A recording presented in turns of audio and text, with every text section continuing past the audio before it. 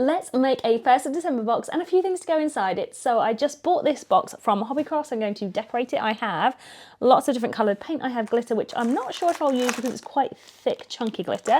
Obviously paint brushes, and then I've got this really cool ribbon to go around it. I really like that one. It's kind of thick enough to go on there as well. I've got gold spray paint just in case, and I've got some vinyl. I've got plenty more where this came from. I've got a giant letter to go on the front of it. It is bigger than I thought, but I'm hoping we can make it work.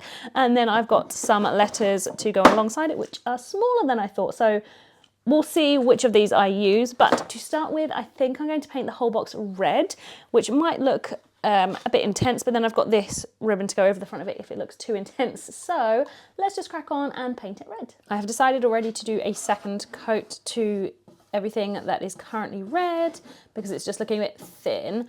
I've also decided that I'm going to paint the inside of the handles, which I've just done, because I think it just didn't look or wouldn't have looked finished otherwise. The new plan is that I'm going to paint the bottom of this roughly because I will cover it with the tape, so it means that I don't have to paint the whole of it, but it also means that I don't have to wait for another day to paint and then let it dry. So my next plan is to paint my giant letter, and I think I'm going to do it in gold so it stands out against the red. It's much bigger than I thought, so I don't know if I'll actually use it in the end, but if not, I do have a second Christmas project that I will use this for that you will see. I also have these little letters, but I'm going to wait to the very, very end to see if I actually want these little letters or not, because I'm going to put some vinyl on there and obviously the ribbon, so it might not need the letters, or I'll do the letters in vinyl, but we will see. So next step is to paint this gold, which should be, hopefully, fingers crossed, nice and easy. Here is my crate, and I've got the red crate in here, and then I've painted this in a silver. I still need to do the inside of it. I think I'm going to attach this like this, I think. So my next step is to get my wire ribbon and to basically attach it round probably the bottom of the crate like this, and then glue gun it down. I went into Design Space and I chose loads of different types of snowflakes and loads of different sizes of snowflakes, and I've cut them out. I actually did double because I'm making 2 of these crates.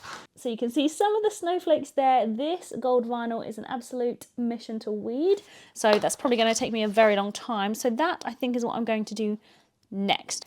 So in case you do use this glitter vinyl, a quick tip for you is to actually put it on the correct setting on Cricut, because there is a shimmer setting, so you can see that this is just going to peel so much more easily than the last one. So I decided to paint the bottom because I thought if I'm going to put this wire on, which is what I'm about to do, I want to make sure that it doesn't look a bit rubbish. So I'm probably going to pop it roughly in the centre, and you can just see a little bit of the red at the bottom there, and then I've got my E to go here. So I'm going to glue this on now. I'm going to start at the back and then work my way round and just do the bottom, which I think is going to look really sweet.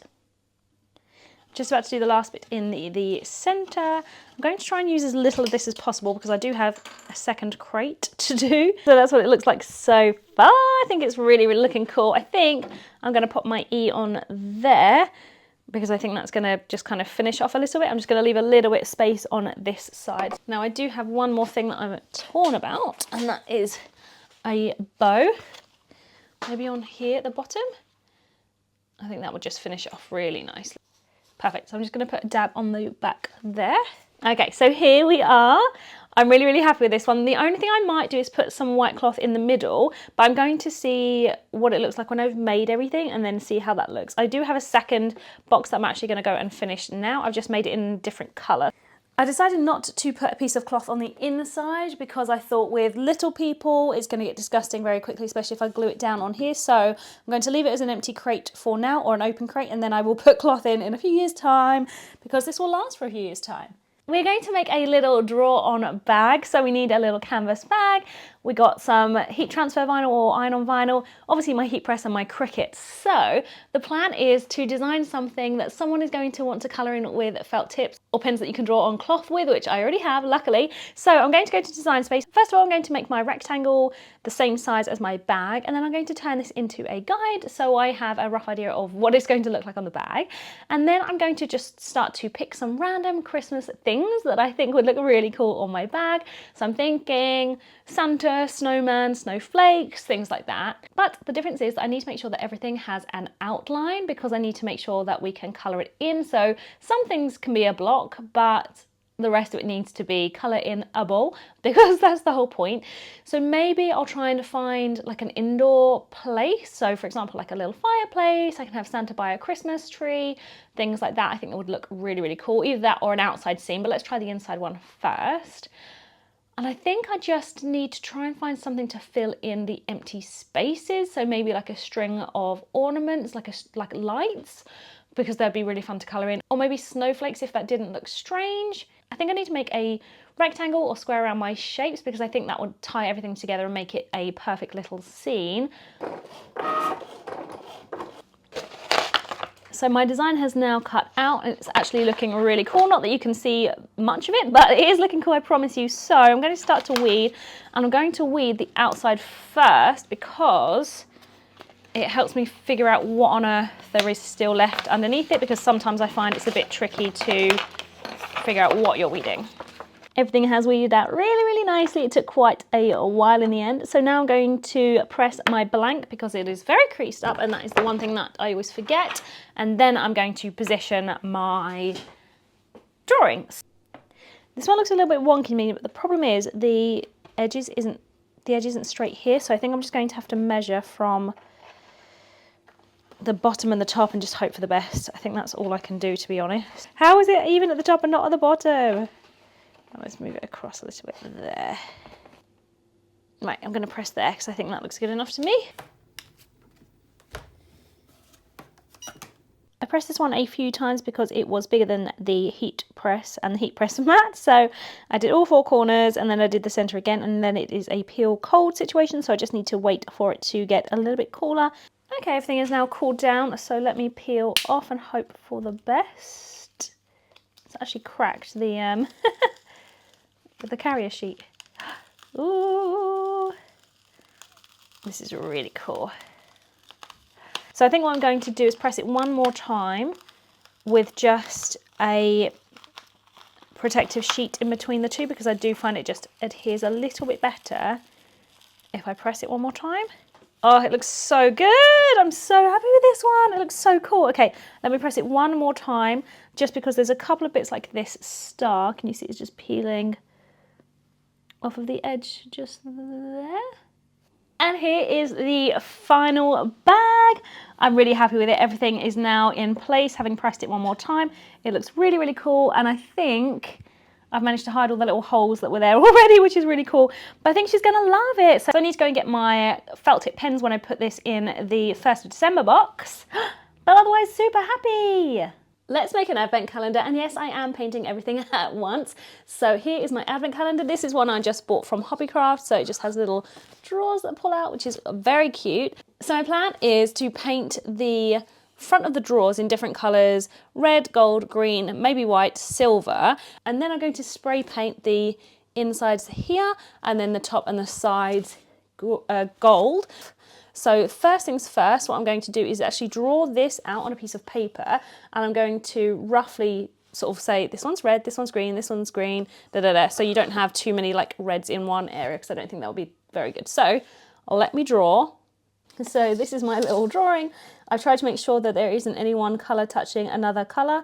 Sometimes it's diagonal to diagonal, but that's fine. But yes, here it is. So I'm going to start with my red, and I'm just going to pick out all of the red ones and then paint those first, just simply because I already have the red out. Then I will do the same with gold, because that's the next thing I have. So the red boxes are painted at least one coat. I've just left them slightly open so that I can continue painting, but I think they're probably going to need a second coat. I'm not sure, because obviously I'm going to have the vinyl on top as well, but I don't want it to look like it needs another coat, so I'll see how it looks tomorrow, but I'm just going to carry on and just paint the rest. I'm kind of happy with this so far. I'll just give you a little close-up just so you can see. So the paint is quite streaky, but I think that's just how it's going to be until I give it a second coat, and then hopefully it should be fine. But as long as we look at it from a distance, we're good. We're good. The drawers are now dry with a second coat of paint on them, and they're looking really, really good. And I've just finished spray painting the outside of the box, so that is drying now. My plan is now to go to design phase, and I'm going to search for advent calendar numbers and then see what comes up. My plan is to make them really, really small so that they fit on the smallest box, so that the numbers are all roughly the same size, which is going to be about, I think, 2 centimeters. And I'm actually making 2 of these advent calendar boxes in one go, so I'm going to cut out one lot in gold and one lot in silver, so I can kind of mix and match the numbers. Everything is now dry. Hopefully you can see everything is now gold on these little bits. Every time I think I've missed a spot, I then catch it in the light and it looks really, really gold. And there's the top of it as well. Oopsies, I've done everything. So I'm now going to attach my numbers. I'm going to do them in kind of random order, so I don't want everything to be like top left-hand corner, for example.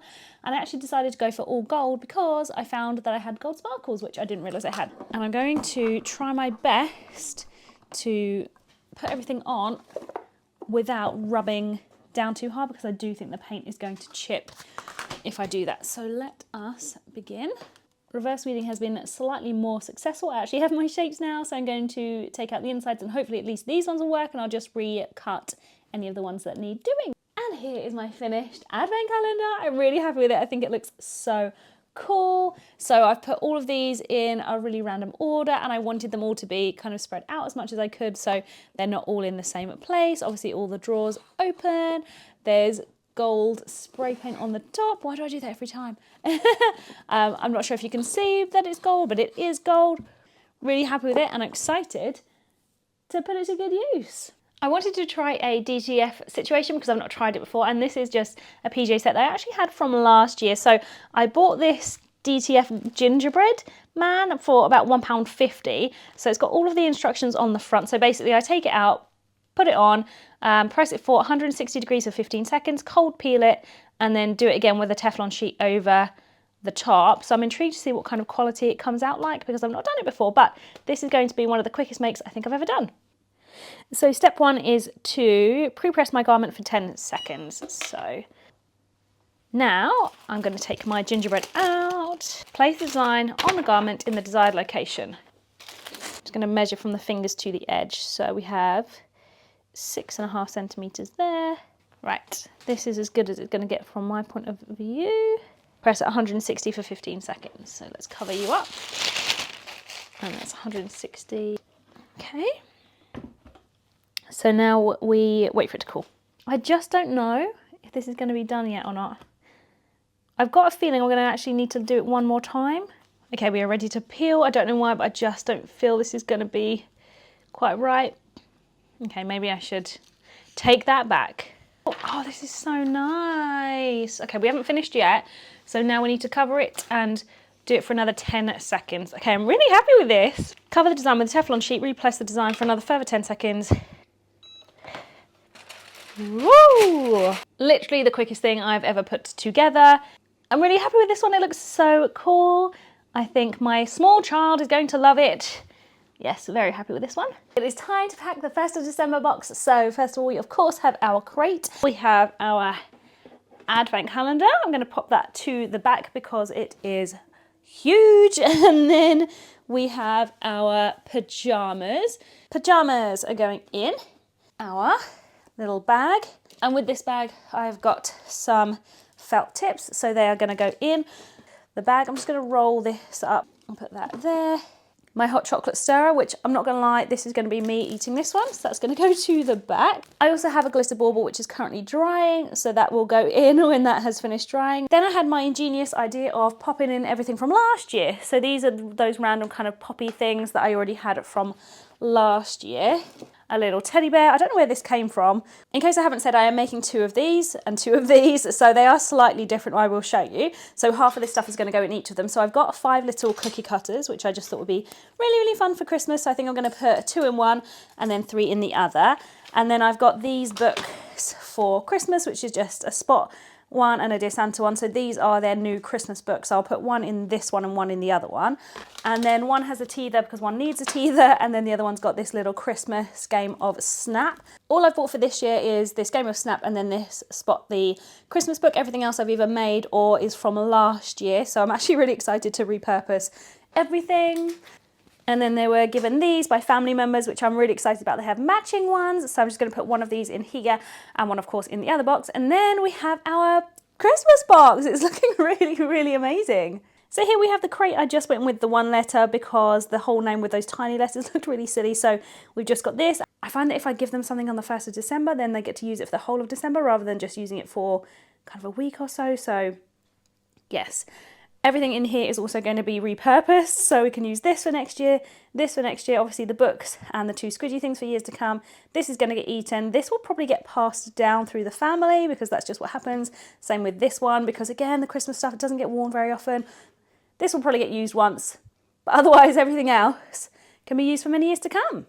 And just so you can see, this is the other box that I made. So I made it with gold and then with the different colour E. And then it's a bit more sparse because she's a lot younger, but we still have the advent calendar. I made two. I've split the books up and I've split these squidgy things up. And then I've split the cookie cutters up. They both have the same PJs, although I still need to make this on this one, which is why I've just shown you the bottom. They also have matching this from the family member, so this one's going to go in there as well. I'm not going to put the hot chocolate in. Actually, I might do, and that can be for my husband, so I can have this one, my husband can have the other one. Unfortunately, she won't get one of these because she's just too little to colour in. I still need to put the baubles in both of them, but otherwise, these are my 1st of December boxes.